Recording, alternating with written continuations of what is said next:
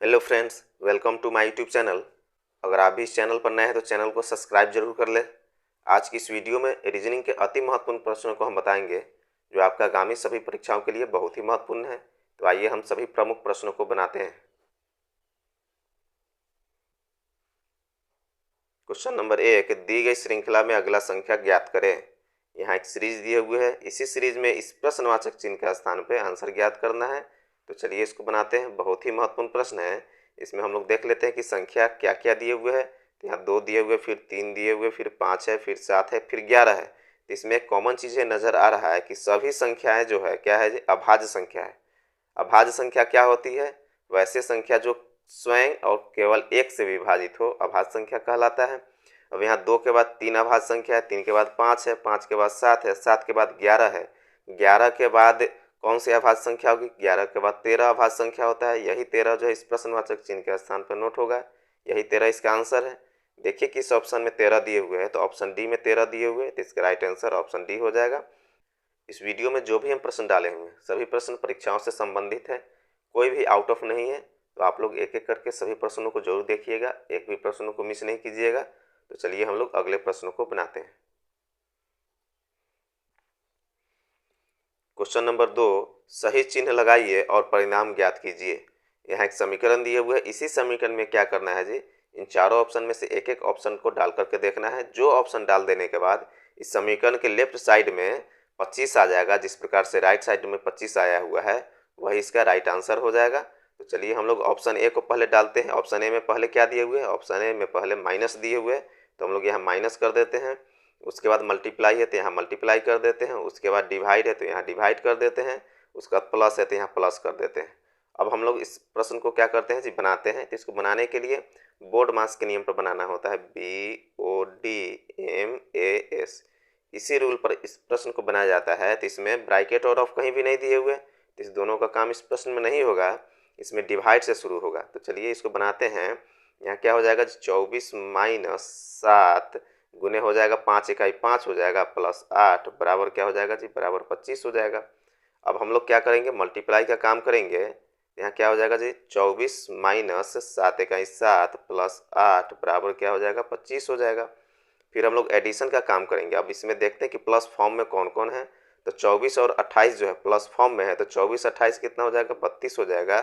32 minus 7 ठीक से लिख देते हैं, 32 माइनस 7 बराबर क्या हो जाएगा जी, बराबर 25 हो जाएगा। अब 32 में से 7 को माइनस कर दीजिए, 32 में से 7 माइनस कीजिएगा तो 25 हो जाएगा। 25 बराबर कितना हो गया जी, 25 हो गया। मतलब यहाँ जो है ऑप्शन ए को डालें तो LHS बराबर RHS आ गया। तो ऑप्शन ए ही क्या हो गया जी, इसका राइट आंसर हो जाएगा। तो चलिए हम लोग अगले प्रश्नों को बनाते हैं। क्वेश्चन नंबर 3, ए बी से छोटा है लेकिन सी से लंबा है, डी ए से छोटा है लेकिन सी से लंबा है, और ई बी से छोटा है लेकिन ए से लंबा है। सबसे छोटा व्यक्ति कौन है? तो ये भी प्रश्न जो है बहुत ही महत्वपूर्ण प्रश्न है, क्योंकि इस प्रकार के प्रश्न परीक्षाओं में बार बार पूछे जाते हैं। तो यहाँ देखिए प्रश्न क्या कर रहा है कि ए बी से छोटा है। ए जो है किससे छोटा है जी, बी से छोटा है, तो बी इसके ऊपर हो जाएगा। लेकिन सी से लंबा है। कौन सी से लंबा है? ए जो है सी से लंबा है, तो ए के नीचे सी हो जाएगा। अब आगे प्रश्न में देखिए, डी ए से छोटा है। डी जो है ए से छोटा है लेकिन सी से लंबा है, तो ए और सी के बीच में कौन आ जाएगा जी, डी आ जाएगा। और ई बी से छोटा है लेकिन ए से लंबा है। ई जो है बी से छोटा है और ए से लंबा है, तो बी और ए के बीच में कौन आ जाएगा, ई आ जाएगा। सबसे छोटा व्यक्ति कौन है? इस कतार में जो सबसे नीचे होगा वही सबसे छोटा व्यक्ति होगा। इस कतार में सबसे नीचे कौन है? सबसे नीचे सी है, यही सबसे छोटा व्यक्ति है। देखिए किस ऑप्शन में दिए हुए है सी, तो ऑप्शन बी में सी दिए हुए है, तो इसका राइट आंसर ऑप्शन बी हो जाएगा। तो चलिए हम लोग नेक्स्ट प्रश्नों को बनाते हैं। क्वेश्चन नंबर 4, एक निश्चित कोड भाषा में रैंप को इस रूप में कोडित किया जाता है, उस भाषा में डेल को कैसे कोडित किया जाएगा? ये भी प्रश्न बहुत ही महत्वपूर्ण प्रश्न है, क्योंकि इस प्रकार के प्रश्न परीक्षाओं में बार बार देखने को मिलते हैं। तो इसको बनाने के लिए ज़्यादा कुछ नहीं करना है। इस रैंप में जितने भी लेटर्स है उसको क्या कर देंगे, अंग्रेजी के अल्फ़ाबेट के अनुसार नंबरिंग कर देंगे। तो आर का नंबरिंग कितना होता है जी, आर का 18 हो जाता है, तो यहाँ 18 लिख लेते हैं। फिर ए का कितना होता है, ए का जो है 1 होता है। फिर एम का कितना होता है, एम का 13 हो जाता है और पी का कितना होता है जी, पी का 16 हो जाता है। लेकिन यहाँ रैम के लिए कोड तो यहाँ 36, 1, 13 और 32 दिए हुए हैं। अब इसमें क्या कर दिए हुए हैं, इस आर का नंबरिंग करके दुगुना कर दिया, पी का नंबरिंग करके दुगुना कर दिया। देखिए आर का 18 है तो इसको दुगुना कर देंगे तो 36 हो जाएगा। फिर 1 का 1 नोट कर दिए, 13 का यहाँ 13 नोट कर दिए और 16 को भी क्या कर दिया जी, इसको भी दुगुना कर दिए तो 16 दूनी 32 हो गया। देखिए 36, 1, 13, 32 दिए हुए हैं, यहाँ 36, 1, 13, 32 दिए हुए हैं। मतलब शुरू वाला और लास्ट वाला लेटर का क्या किया, नंबरिंग करके दोगुना कर दिया। उसी प्रकार से हम लोग डेल में भी शुरू वाला और लास्ट वाला लेटर का नंबरिंग करके दोगुना कर देंगे। डी का नंबरिंग कितना होता है, डी का 4 हो जाता है। ई का कितना होता है, ई का 5 हो जाता है। एल का 12 हो जाता है। फिर यहाँ एल है तो इसका 12 हो जाएगा।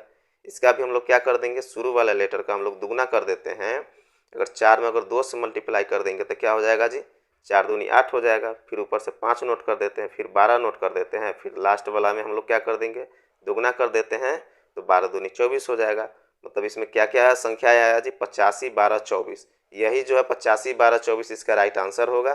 देखिए किस ऑप्शन में 85, 12, 24 दिए हुए हैं, तो ऑप्शन सी में 85, 12, 24 दिए हुए हैं। इसका राइट आंसर ऑप्शन सी हो जाएगा।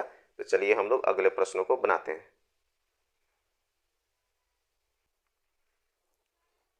क्वेश्चन नंबर 5, दिए गए विकल्पों में से लुप्त संख्या ज्ञात कीजिए। यहाँ प्रश्न क्या कर रहा है कि लुप्त संख्या ज्ञात करना है, मिसिंग नंबर ज्ञात करना है। मिसिंग नंबर कहाँ पे है, इस प्रश्नवाचक चिन्ह के स्थान पर मिसिंग नंबर है, यहीं पे आंसर ज्ञात करना है।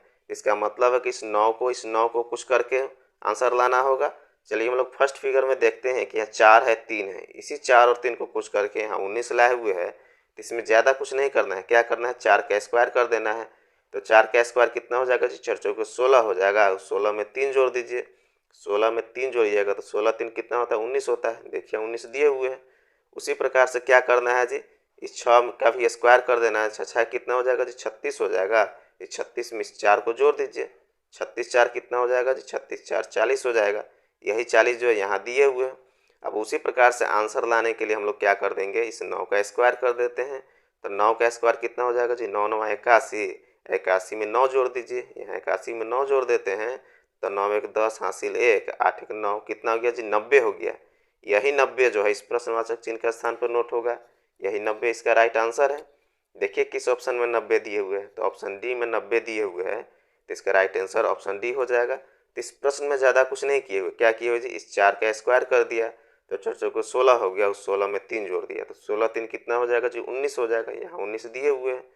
सेम उसी प्रकार से हम लोग क्या कर दिए जी, 6 का स्क्वायर कर दिए तो 6 36 हो गया। 36 में 4 जोड़ दीजिए तो 36 4 कितना हो जाएगा जी, 40 हो जाएगा। देखिए यहाँ 40 दिए हुए।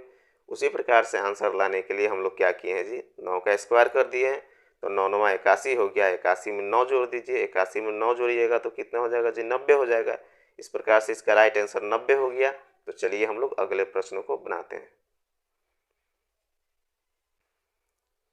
Question number 6, M N L O Q और एच एक पंक्ति में बैठे हैं, क्यू और एच केंद्र में है, एम और एन सिरे पर है, एल एन के बाएं बैठा है, एम के दाएं कौन है। तो चलिए इसको बनाते हैं। बहुत ही महत्वपूर्ण प्रश्न है। इसमें देखेंगे कि कितने व्यक्ति है, 1 2 3 4 5 6, इसमें टोटल 6 व्यक्ति है। तो हम लोग क्या करेंगे, 6 चिन्ह खींच लेते हैं, 1 2 3 4 5 6। अब प्रश्न आगे क्या कर रहा है, क्यू और एच केंद्र में है। क्यू एच जो है केंद्र में है, मतलब मिडिल में है, बीच में है। इधर से 2 छोड़ देते हैं, इधर से 2 छोड़ देते हैं, यहाँ लिख देते हैं क्यू, ये हो जाएगा एच हो जाएगा। फिर आगे प्रश्न में देखिए, प्रश्न क्या कर रहा है, एम और एन सिरे पर है। एम और एन जो है सिरे पर है, मतलब दोनों छोर पर, लास्ट छोर पर क्या है, एम और एन है। तो यहाँ एम हो जाएगा, यहाँ क्या हो जाएगा जी, एन हो जाएगा। फिर आगे प्रश्न में देखिए, एल एन के बाएं बैठा है। एल जो है एन के बाएं बैठा है तो यहाँ क्या हो जाएगा जी, एल हो जाएगा। एन के बायां तरफ हो गया। प्रश्न में आगे क्या कर रहा है, एम के दाएं कौन है, एम के दाहिने तरफ जो है कौन है। तो हम लोग क्या क्या लिख दिए जी, एम लिख दिए, उसके बाद एन भी लिख दिए, एल भी लिख दिए, क्यू भी लिख दिए, एच भी लिख दिए। क्या नहीं लिखे हैं हम लोग, अभी तक ओ नहीं लिखे हैं। तो एम के दाहिने तरफ कौन आ जाएगा जी, ओ आ जाएगा। यही ओ जो है इसका राइट आंसर हो जाएगा। देखिए किस ऑप्शन में ओ दिए हुए हैं, तो ऑप्शन बी में ओ दिए हुए हैं, तो इसका राइट आंसर ऑप्शन बी हो जाएगा। तो चलिए हम लोग अगले प्रश्नों को बनाते हैं। क्वेश्चन नंबर 7, उस विकल्प का चयन करें जो पांचवी संख्या से उसी प्रकार संबंधित है जिस प्रकार दूसरी संख्या पहली संख्या से संबंधित है और चौथी संख्या तीसरी संख्या से संबंधित है। चलिए इसको बनाते हैं। बहुत ही महत्वपूर्ण प्रश्न है। नीचे प्रश्न में दिए हुए है 7 का संबंध 25 से है, उसी प्रकार से 4 का संबंध 4 से है, इस 3 का संबंध इन चारों ऑप्शन में किससे हो जाएगा। तो इसको बनाने के लिए ज़्यादा कुछ नहीं करना है। क्या करना है जी, यहाँ 7 दिए हुए हैं ना, 7 का क्या कर देना है जी, इसमें 2 माइनस कर देना है। 7 में 2 माइनस कर देंगे तो कितना हो जाएगा जी, 7 में 2 माइनस कर देने के बाद 5 हो जाएगा। अब यहाँ तो 25 दिए हुए तो हम लोग क्या कर देंगे, 5 का स्क्वायर कर देंगे। 5 का स्क्वायर कर देंगे तो क्या हो जाएगा जी, 25 हो जाएगा। इसी रूप से यहाँ 25 दिए हुए हैं। उसी प्रकार से हम लोग क्या कर देंगे जी, इस 4 में भी हम लोग क्या कर देंगे, 2 माइनस कर देंगे। 4 में 2 माइनस कर देने के बाद कितना हो जाएगा जी, 2 हो जाएगा। अब इस 2 में भी क्या कर देंगे, इसका भी स्क्वायर कर देंगे तो 2 दूने 4 हो जाएगा। यहाँ देखिए 4 दिए हुए हैं। उसी प्रकार से आंसर लाने के लिए हम लोग क्या करेंगे, 3 में भी 2 माइनस कर देते हैं। 3 में 2 माइनस कर देने के बाद 1 हो जाएगा। 1 का क्या कर देंगे, स्क्वायर कर देंगे तो 1 का स्क्वायर कितना हो जाएगा जी, 1 का स्क्वायर 1 हो जाएगा। तो इस प्रश्नवाचक चिन्ह का स्थान पर क्या नोट होगा जी, यहाँ 1 नोट होगा। यही 1 जो है इसका आंसर हो जाएगा। देखिए किस ऑप्शन में 1 दिए हुए हैं, तो ऑप्शन सी में 1 दिए हुए हैं, तो इसका राइट आंसर ऑप्शन सी हो जाएगा। तो चलिए हम लोग अगले प्रश्नों को बनाते हैं। क्वेश्चन नंबर 8, नीचे दिए गए विकल्पों में से सही व्यवहारिक बताएं। या नीचे प्रश्न में दिए हुए अनाज, फिर दिए हुए चुकंदर, उसके बाद दिए हुए कीवी, इसी तीनों के बीच में देखना है कि तीनों जो है आपस में किस प्रकार से संबंधित है, उसको वेन आर्क के द्वारा बताना है। तो यहाँ अनाज दिए हुए, फिर चुकंदर है, फिर कीवी है। तीनों जो है अलग अलग है। अनाज अलग होता है, चुकंदर अलग होता है, कीवी अलग होता है। तो इसका वेन आर्क भी जो है अलग अलग बनेगा। यहाँ अनाज का हम लोग सर्कल बना लेते हैं, फिर यहाँ चुकंदर का सर्कल बना लेते हैं और यहाँ कीवी का सर्कल बना लेते हैं। यहाँ जो है इस प्रकार का सर्कल जो है वेन आरेख बना। देखिए किस ऑप्शन में इस प्रकार का वेन आरेख दिख रहा है, तो ऑप्शन सी में जो है इस प्रकार का वेन आरेख दिख रहा है। तो इसका राइट आंसर ऑप्शन सी हो जाएगा। इस प्रकार के प्रश्न पिछले भी अनेकों परीक्षाओं में बार बार पूछे गए हैं, तो आने वाली सभी परीक्षाओं के लिए अति महत्वपूर्ण प्रश्न है। तो चलिए हम लोग अगले प्रश्नों को बनाते हैं। क्वेश्चन नंबर 9, नीचे दिए गए विकल्पों में से लुप्त संख्या ज्ञात कीजिए। यहाँ प्रश्न क्या कर रहा है, प्रश्न कह रहा है कि लुप्त संख्या ज्ञात करना है, मिसिंग नंबर ज्ञात करना है। मिसिंग नंबर कहाँ पे है, इस प्रश्नवाचक चिन्ह के स्थान पर मिसिंग नंबर है, यहीं पे आंसर ज्ञात करना है। चलिए इसको बनाते हैं। बहुत ही महत्वपूर्ण प्रश्न है। इसको बनाने के लिए ज़्यादा कुछ नहीं करना है। क्या करना है जी, 10 में से 3 को माइनस कर देना है। 10 में से 3 माइनस कीजिएगा तो कितना हो जाएगा जी, 7 हो जाएगा। लेकिन यहाँ तो 14 दिए हैं। अब क्या करना है, इस 7 में 2 से मल्टीप्लाई कर देना है। 7 में 2 से मल्टीप्लाई कीजिएगा तो 7 दूनी कितना हो जाएगा जी, 7 दूनी 14 हो जाएगा। देखिए यहाँ 14 आ गया। अब उसी प्रकार से क्या करना है, 49 में से 15 माइनस कीजिए तो 9 में से 5 माइनस करने के बाद 4 हो जाएगा। उसको 4 में से 1 माइनस कर देने के बाद 3 हो जाएगा। 34 आ गया। इस 34 में भी क्या कर देना है, 2 से मल्टीप्लाई कर देना है। तो 34 दूनी कितना होता है जी, 68 होता है। देखिए यहाँ 68 दिए हुए हैं। उसी प्रकार से आंसर लाने के लिए हम लोग क्या करेंगे, 33 में से 19 को माइनस कर देंगे। अब 33 में से 19 माइनस करने पर कितना होगा जी, 33 में से 19 माइनस कर देने के बाद 14 आ जाएगा। अब इस 14 में क्या कर देना है, यहाँ भी 2 से मल्टीप्लाई कर देना है। तो 14 में 2 से मल्टीप्लाई कर देने के बाद कितना आएगा जी, 14 दूनी 28 हो जाएगा। यही 28 जो है इस प्रश्नवाचक चिन्ह का स्थान पर नोट होगा। यही 28 इसका आंसर है।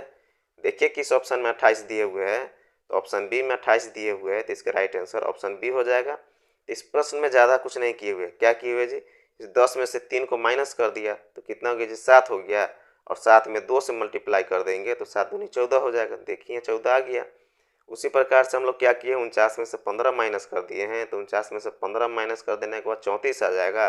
इस 34 में क्या किया है, 2 से मल्टीप्लाई कर दिए हैं, तो 34 दूना कितना हो जाएगा जी, 68 हो जाएगा। देखिए 68 दिए हुए। फिर उसी प्रकार से आंसर लाने के लिए हम लोग क्या किए हैं, 33 में से 19 को माइनस कर दिया। 33 में से 19 माइनस कीजिएगा तो 14 आता है। 14 में 2 से मल्टीप्लाई कर दीजिएगा तो 14 दूनी 28 हो जाएगा। इस प्रकार से यहाँ 28 आंसर आ गया। तो चलिए हम लोग नेक्स्ट प्रश्नों को बनाते हैं।